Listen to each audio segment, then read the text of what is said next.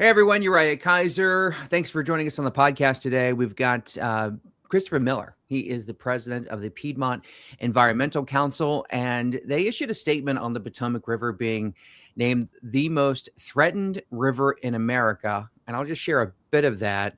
The report comes at a time when our legislators need to seriously consider and mitigate the cumulative impacts of data centers on every aspect of our life. Christopher, Virginia's got more data centers than anywhere else on the globe.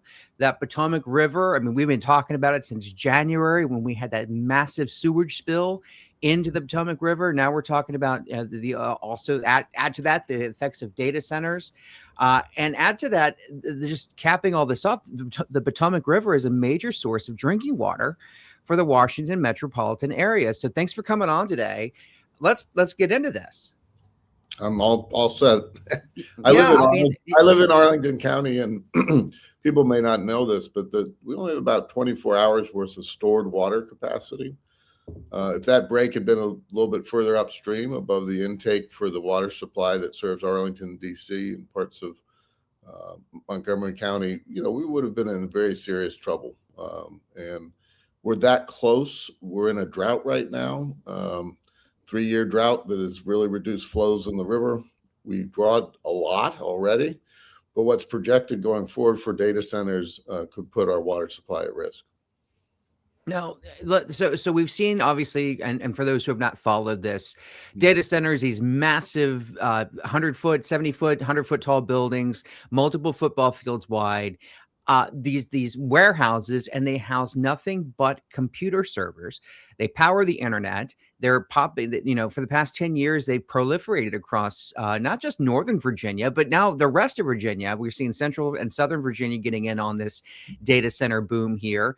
They do not produce a lot of jobs. A lot of people, who are not unfamiliar with these things, they drive by, they see them being constructed, they see all the construction jobs happening there, and they say to themselves, wow, this is going to provide so many, this building must be a huge job creator here. But when the construction, when the data centers are done and they're finished, the construction jobs go away, and these massive buildings really employ just a handful of people to maintain them because they're computer servers. But what they do is just consume massive amounts of electricity and water in order to cool these things inside these buildings. So being that the Potomac River is such a resource for the region for drinking water, now it's competing. Now people are essentially competing for with data centers for this natural resource. These are all things that can be managed, but the problem in Virginia is that we're approving data centers, we're approving connections to our water systems, we're approving connections to the energy system without understanding the aggregate impacts. And Dominion right now is in front of the State Corporation Commission explaining how it's going to bring on 70 gigawatts of demand. 70 gigawatts is the equivalent of 70 new power plants. It's a huge amount of water consumption associated with energy generation. There's a huge amount of water associated with the cooling of data centers that would use that energy. And so, before we say yes, we ought to understand what the implications are. This administration, the Spanberger administration, had an aggregate study. They did not support aggressive legislation to get a hold of information from the data centers on water supply. We now are going to have the ability next year, starting in 2027, of getting monthly updates. But what we need to know is before the approval of a power plant, of a new data center, just how much water it could consume during a peak level of operation.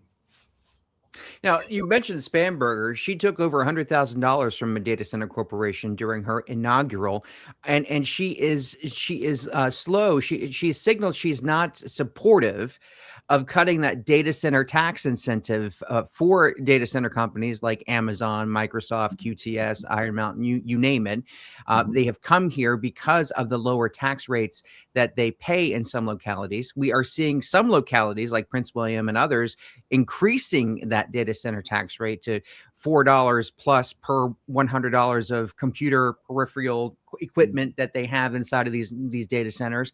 But other localities, especially the ones that are getting all of these new data center applications, they still have $1 tax rate, somewhere in the dollar, between $1 and $2.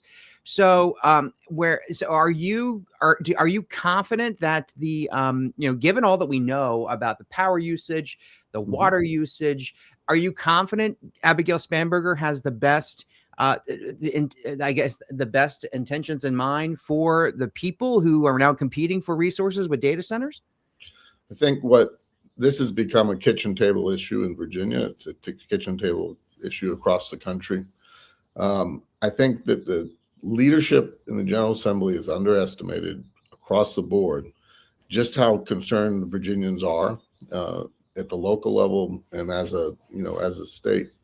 And I think that's something that needs to be discussed. It needs to be an open conversation. And right now they're having closed door meetings about a sales tax credit on computer equipment that benefits the 5 wealthiest corporations in the world, while not having sufficient revenue to meet the needs of Virginians. The amount of money is significant. It's almost $2 billion a year of tax revenue, which amounts to 6-7% of all the state tax revenues collected on an annual basis. So it's not a small marginal benefit that encourages companies to come. It's a huge tax benefit. And it comes at the cost of Virginia's systems. We didn't get funding for conservation. We don't get funding for the study of water supply. We went with DEQ, and to their credit, they said, look, we don't have the funding in the budget to do the monitoring and modeling that we need to do a better job on air quality from data centers. Now, the argument so we're using a sales tax credit to incentivize more businesses, and we don't have enough money to make sure they're acting in the best interests of Virginians. And it's a false choice to say that we can only have this investment if we don't have a high quality life. That should not be a choice that's being presented by the leadership of the General Assembly or by the governor. And their argument for keeping this tax incentive in place for the world's wealthiest corporations is that if we take it away, they won't come here and build anymore. They won't build their centers. That's their argument. But I think there's another argument to be made that Virginia has a very temperate climate. We don't get harsh winters. We don't get a lot of hurricanes. We don't get a lot of tornadoes. And because of that fact, their buildings, and of course the data inside of their buildings, is relatively safe from natural disasters that they might experience more if they were maybe in the Southeast, in the Florida Panhandle, maybe out west where it gets really, really hot. And so there's an argument to be made there that the weather is just perfect. They're going to come here no matter what. So I think we already have 600 data centers in Virginia. It's more than any other place in the world. I think the attraction has been relatively low tax rates, the sales tax exemption, and then very low rates for industrial users for electricity. That's all changing because no one thought ahead of what that meant for every other Virginian. And now there's a reckoning taking place that comes when you finally look at the real costs associated with this massive change. And they're talking about an energy system that's 5 times larger than what we have today. Virginia already is a big importer of energy. So to get to 70 gigawatts of peak demand, Dominion would have to have 5 times more generation than it has today. 5 times more. We have 2 nuclear power stations with 4 reactors that total 4 gigawatts. We need to be at 70 to meet the demand that Dominion has signed the contracts for with zero oversight from a public body.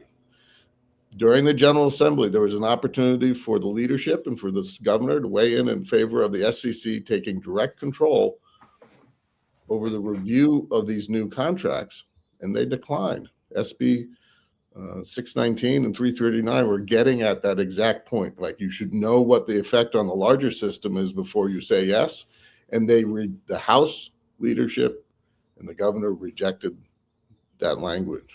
And that's one of your points there. You say transparency around their daily usage and consumption is insufficient. There's very little transparency about what they're using. And I want you to repeat that for me. You said that we have 2 nuclear power facilities in Virginia, and they will not meet demand. I want you to repeat that because I think that's very important. And maybe we can get into a little bit how do we get there? I mean, people need to understand, does this mean potentially we need more nuclear power to meet the demand of what's already here, and plus what's planned, what's coming?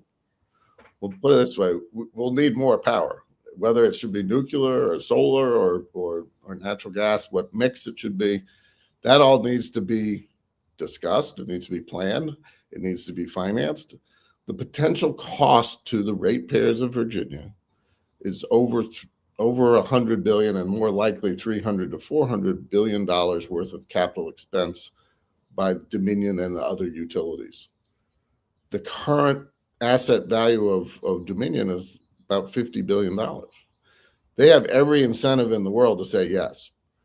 You can't allow the company that's going to benefit from the investment to be the sole determinant of whether or not this is going to be built in Virginia and who's going to pay for it. That's where the State Corporation Commission has to step in, and the General Assembly has to be providing oversight. And public should be allowed to be aware and be able to testify as to whether that's the direction they want the state to go. We have a governor who ran on no idea what the impacts are, though. We had a governor who ran a campaign on affordability and making life more affordable for Virginians. And I don't know if you've checked your power bill recently. I know I went over mine. My usage has not increased, but my gosh, the amount of money that I'm paying certainly has. And I can only imagine, and that goes right back to what you just said, the amount of infrastructure that is needed to connect these massive data centers to our grid. Dominion, Appalachian Power, whatever the company is where they are in Virginia, they're building that infrastructure, connecting these data centers, and passing the cost on to you and me, the ratepayer. It's not just the cost. Cost is a significant issue, and you made a great summary of that. But it's also the scale and the impacts of the infrastructure. The Valley Link transmission line, which is one of maybe 6 or 7 that's going to be necessary to provide this much power across the state, it's crossing 115 miles with a corridor that's, the exact footprint is probably about 200 feet wide times the length of the corridor. But they are openly talking about it as being like a new superhighway with on-ramps and off-ramps and economic development on either side.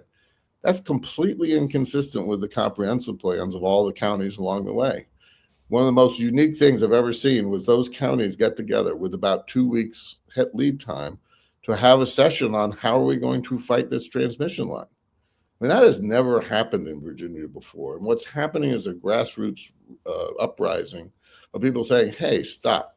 We don't want our state to be driven by the interests of a small set of organizations, corporations, at our cost, with the quality of life and the environment of the Virginia being put at risk. And I think the leadership needs to understand this is a very strong movement with deeply held convictions that are going to start acting out. I frankly can't believe they haven't come to the table already and say, pause, let's stop. Let's think about where we're going and do this more carefully, knowing that the implications are enormous and they're going to last forever. Yeah, we're seeing, as you said, that this Valley Link line, it's going to run from Lynchburg up to Culpeper and connect into Spotsylvania County. And as you said, these people are waking up. The residents in these counties are passing resolutions to stop this. They're doing their best to make their voices heard. Unfortunately, it's the State Corporation Commission and officials in Richmond that will make the final decision. I think it's in the 1970s, a bill was passed to take the power from localities and give it to the State Corporation Commission, which will decide for all of this. But it is good to see, and we keep covering that. We keep talking about that, and these counties coming together, and these Virginians are waking up. Yeah, I think it's okay that we have a state regulatory body that looks at this in its total effect. My concern is they're not looking at the impacts on the environment, on communities, on our historic resources, the Civil War battlefields along the way. There's a lot at stake here. And what they've done is said, if we do too much to mitigate those harms, it'll raise the rates to residents, the residential ratepayers. And my concern is that they're not looking at the impacts because of that sort of historic concern about raising rates for residential ratepayers. The data centers should be paying for all of this. This is the only reason we're building these new transmission lines, these new generation units. And that cost should include the mitigation of the impacts on communities and on the environment and on our history and on our beauty. You know, our state, one of its largest economic sectors is travel and tourism based on our history, our beauty, and our environment. We work every day to help protect the lands around the Shenandoah National Park, which is one of our biggest economic development attractors. And we're putting all that risk with transmission lines and generation that would crisscross the state. And no one at the state level has sat down and said, we're going to pause and look at what that aggregate impact. The footprint of the energy infrastructure and the water infrastructure, the new dams, the new reservoirs we're going to have to build, is 100 times bigger than the data centers themselves. So just pause on it. You talked about how big these buildings are. The amount of energy that each one of those buildings requires 100 times more land than the building itself. And it's not even in the same community. So what we have now is Loudoun and Prince William getting some local, tax revenue to pay for schools, and that's great. But they've shifted all costs all across the rest of the state. And the adjoining counties are the ones with the transmission lines and the generation units that are going to be serving Loudoun and Prince William.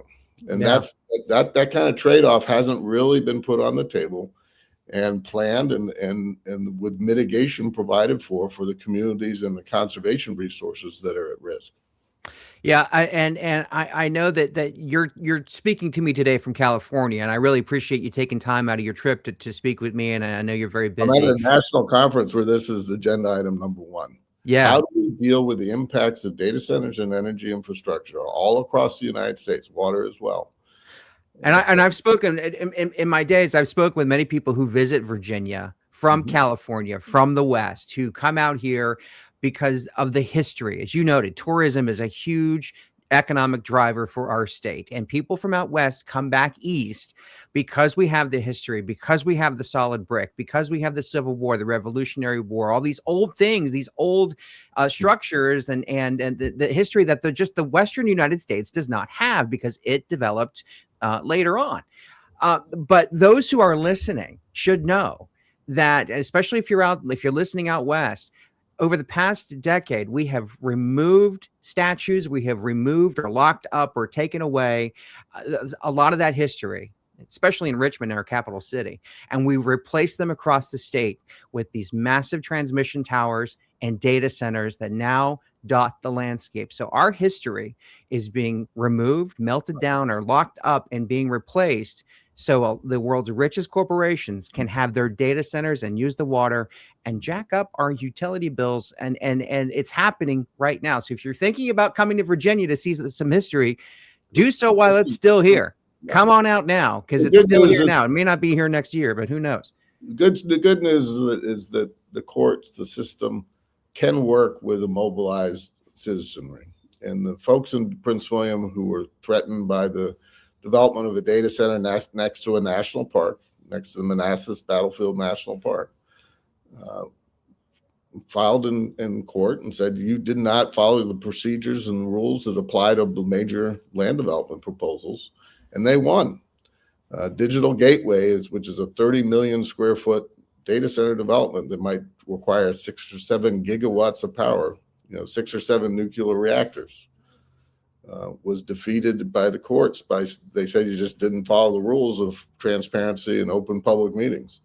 So it's not over, but it's a fight we have to have, and really appreciate you taking the time to talk to us today. Yeah, that's a big win for the area, for the state, and for the people who appreciate history and want to keep Manassas National Battlefield, one of the first sites of the U.S. Civil War, intact without these massive buildings. Christopher, thanks for coming on today. Appreciate your time. I'll let you get back to business in California. All right. We'll talk to you soon. Appreciate it.